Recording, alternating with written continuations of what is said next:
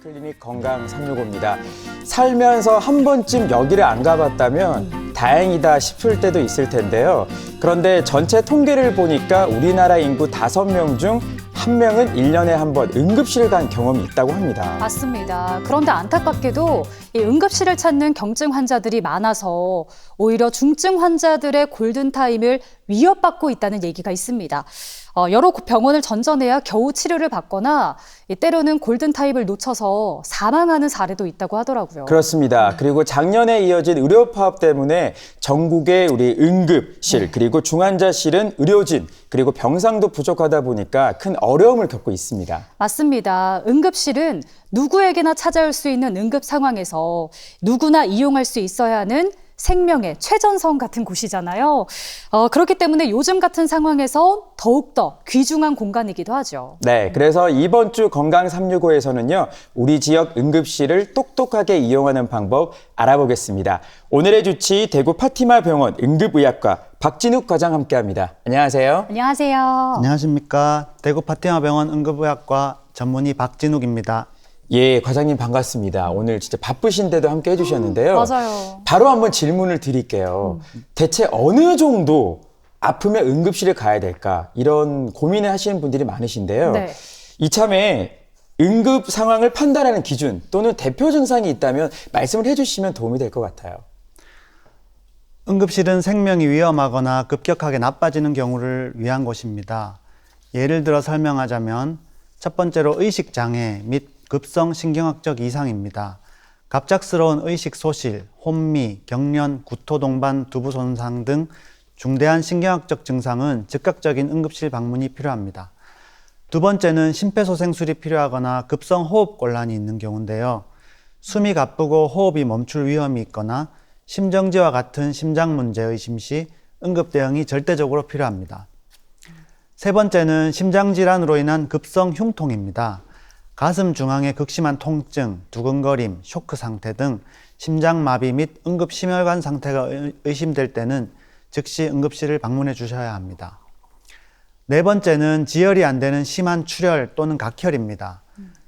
멈추지 않는 출혈, 특히 목이나 폐 쪽 출혈은 생명과 직결되므로 즉시 응급실 방문이 필수입니다. 네.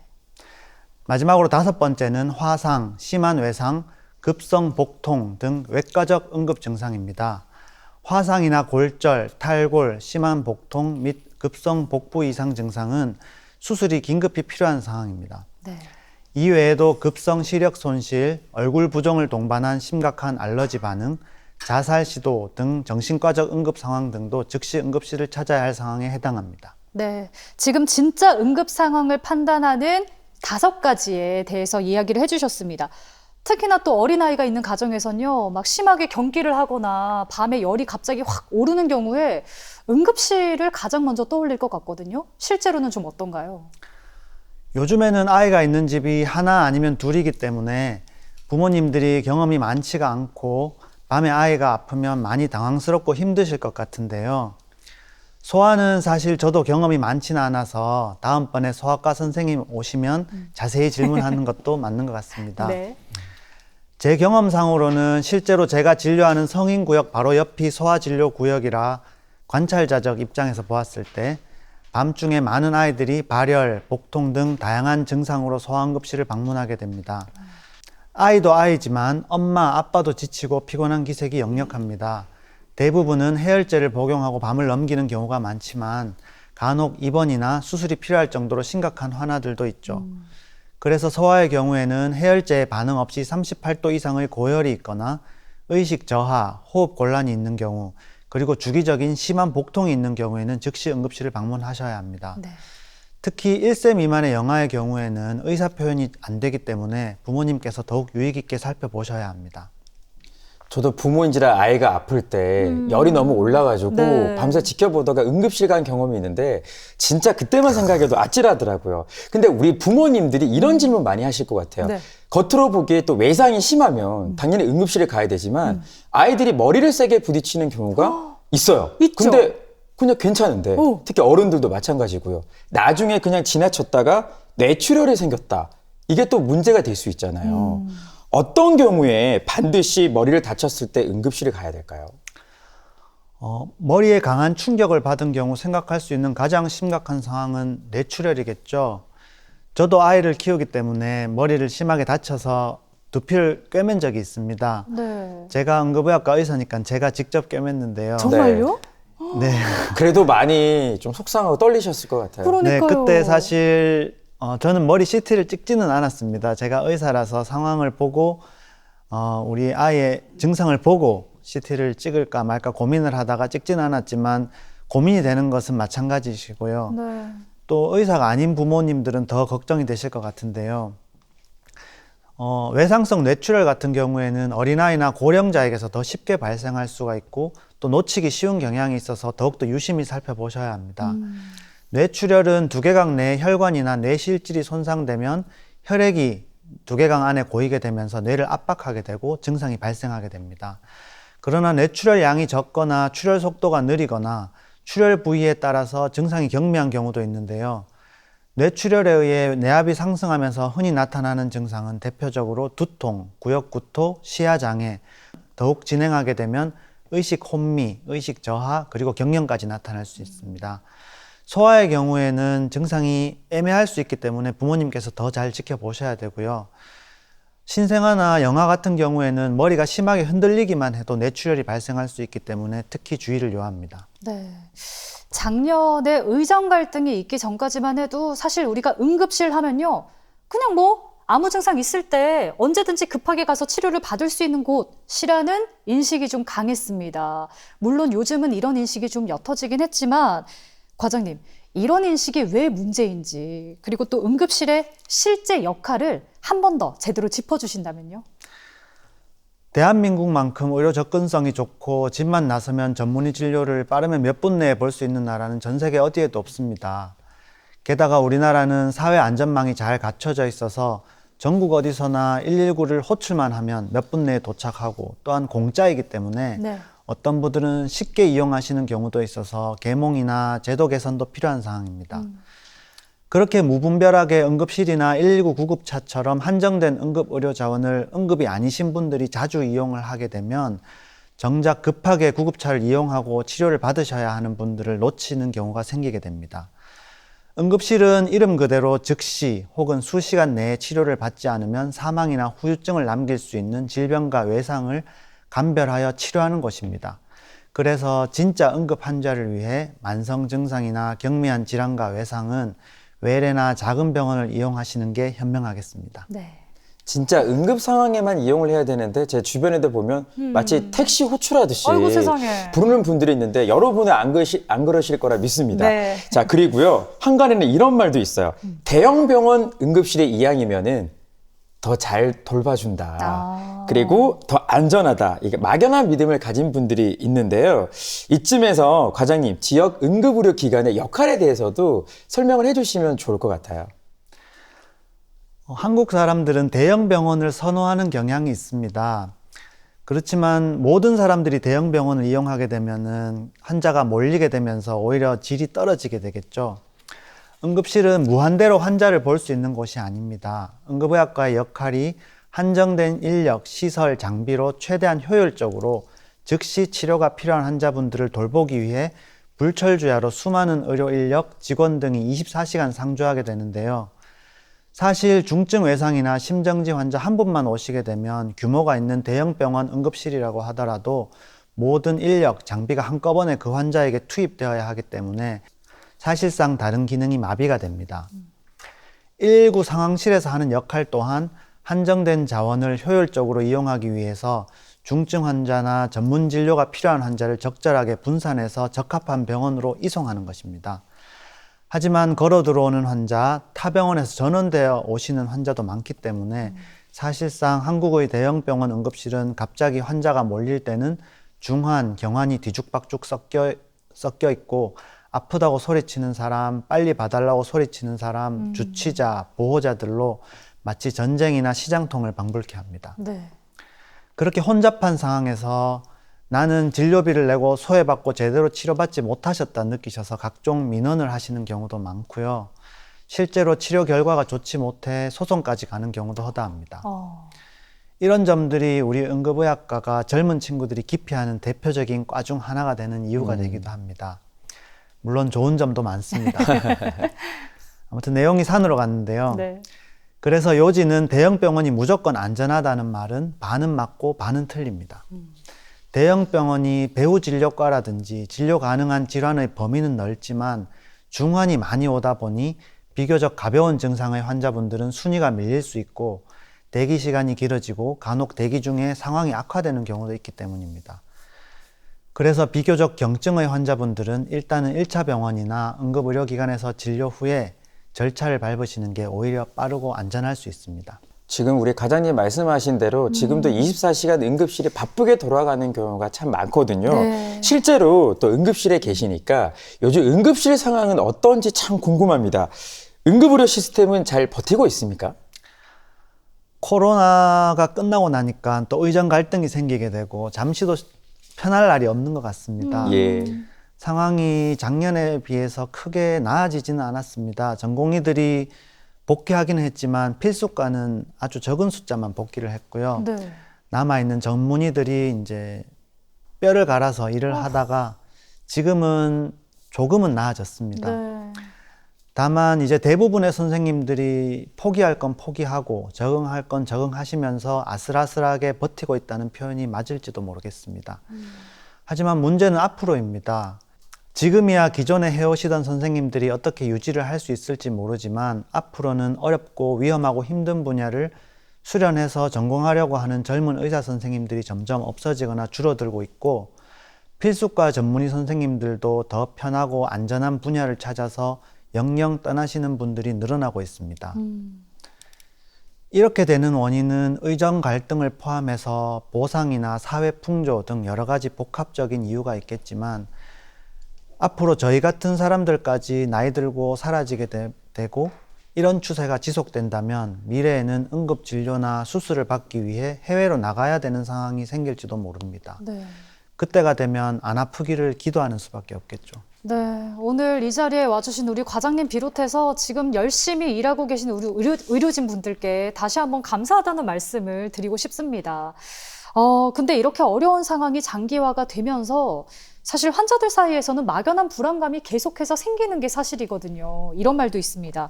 한간에는 응급실에서 치료받으려면은 구급차보다는 워크인을 해야 된다.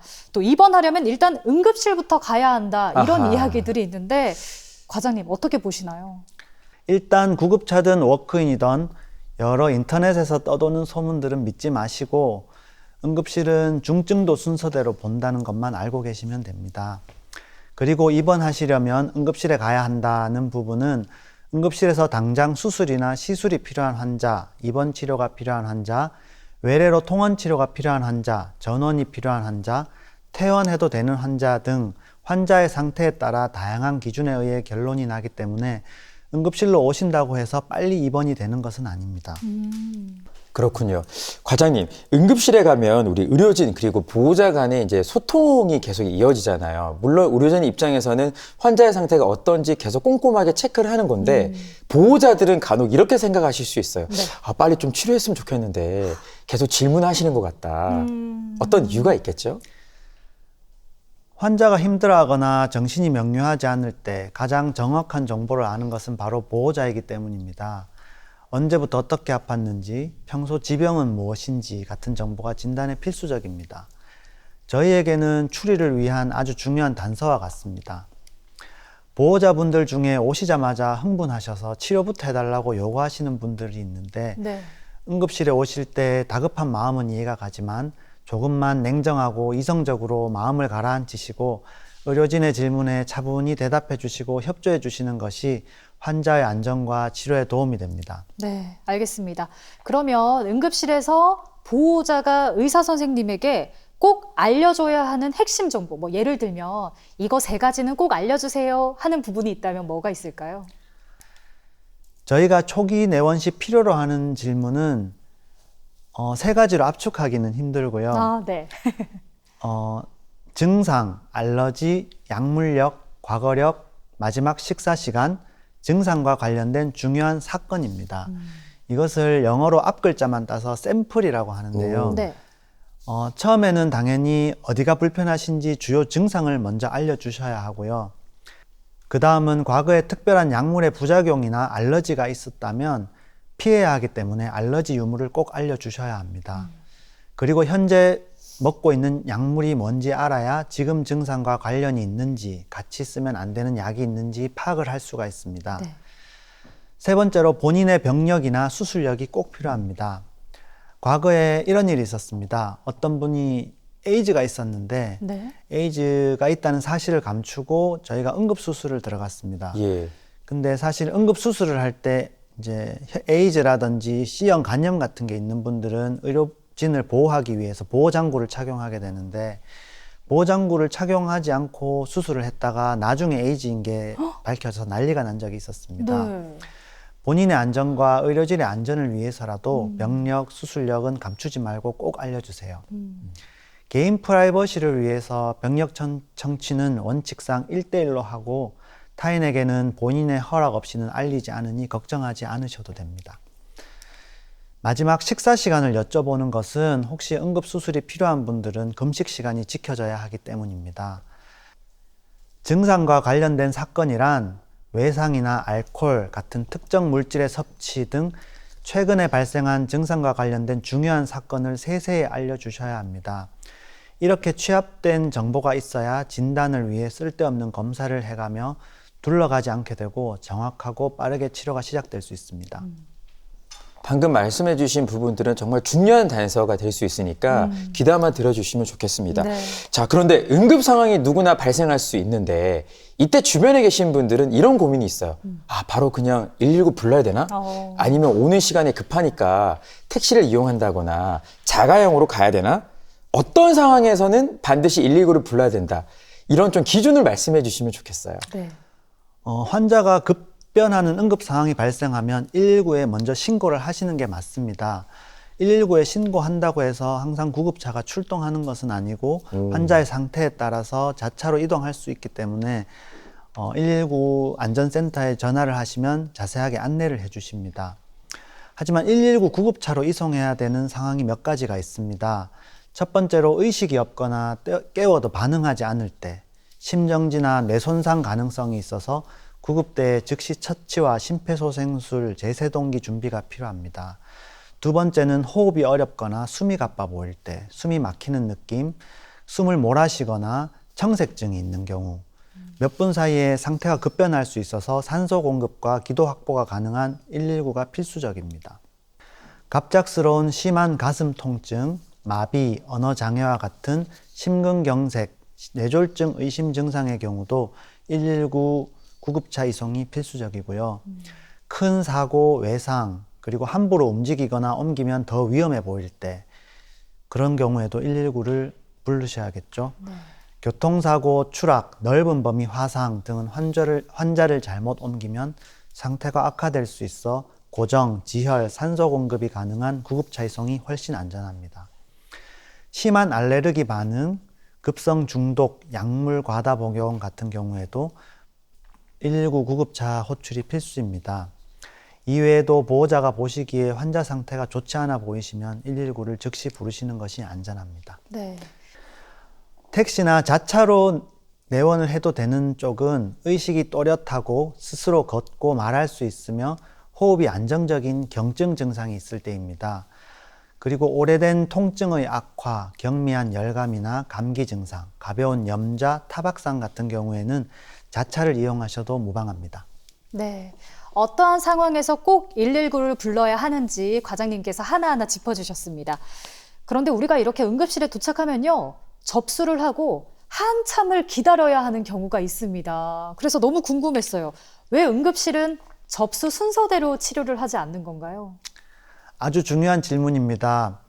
우리나라 사람들은 줄 서기에 아주 능하기 때문에 응급실이든 식당이든 줄을 서면 순서대로 하는 것에 매우 익숙해져 있을 그렇죠. 것입니다. 네.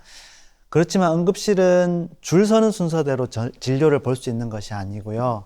응급도 순서대로 진료를 합니다. 이를 응급 환자 분류 트리아제라고 합니다. 네. 트리아제는 본래 프랑스어로 선별을 의미하는데 처음 이를 체계적으로 정리한 사람은 나폴레옹 전쟁 당시에 프랑스군의 군의관이었던 도미니크 장 라레입니다.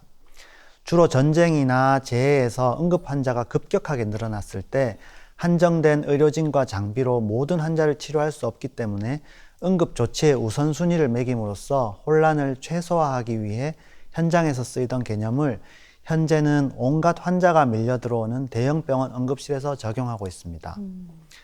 캐나다에서 처음 적용이 되었는데요. 캐나다에서는 시타스로 개발이 되었고요. 2012년 한국형 케이타스가 개발되면서 2016년부터 전국의 모든 응급의료센터에서 시행하고 있습니다. 먼저 온 환자라도 생명에 지장이 없다면 후순위로 밀릴 수 있고 지금 막 도착했더라도 심정지나 호흡 곤란 환자가 있다면 그분부터 진료를 시작해야 합니다. 기다리시는 동안에도 의료진은 환자분의 응급도를 지속적으로 체크하고 있으니 조금 불편하시더라도 양해 부탁드립니다. 네. 네, 오늘 이 시간에는 슬기롭게 응급실을 이용하는 방법에 대해서 자세히 알아봤습니다. 네. 과장님, 끝으로 우리 시청자분들이 꼭 기억했으면 하는 응급실 이용 3가지 원칙에 대해서 설명을 해주신다면요. 3가지로 정리를 하자면 첫 번째로 응급실은 응급인 경우에만 이용하셔야 되고요. 두 번째는 진료 순서는 중한 순서대로 진료를 본다는 것을 알아주셔야 합니다. 세 번째는 본인이나 주변 사람에게 응급 증상이 있으면 즉시 119에 신고해 주시면 고맙겠습니다. 네. 그리고 건강보험이 없는 외국인이나 말소자의 경우에는 일반 건강보험 가입자보다는 비용 부담이 큰 건 사실입니다. 하지만 이 국가가 먼저 의료비를 지급하고 나중에 분할 상환을 할 수 있는 의료비 응급실 대불 제도라는 것도 있으니까요. 생명이 위급할 때는요, 응급실 꼭 찾아주시기 바랍니다. 생명보다 중요한 게 어디 있겠어요. 방금 말씀해 주신 응급실 대불 제도도 있으니까 우리 사회 안전망 잘 이용해 주시길 부탁드리겠습니다. 지금까지 도움 말씀에 대구 파티마 병원 응급의학과 박진욱 과장 함께했습니다. 고맙습니다.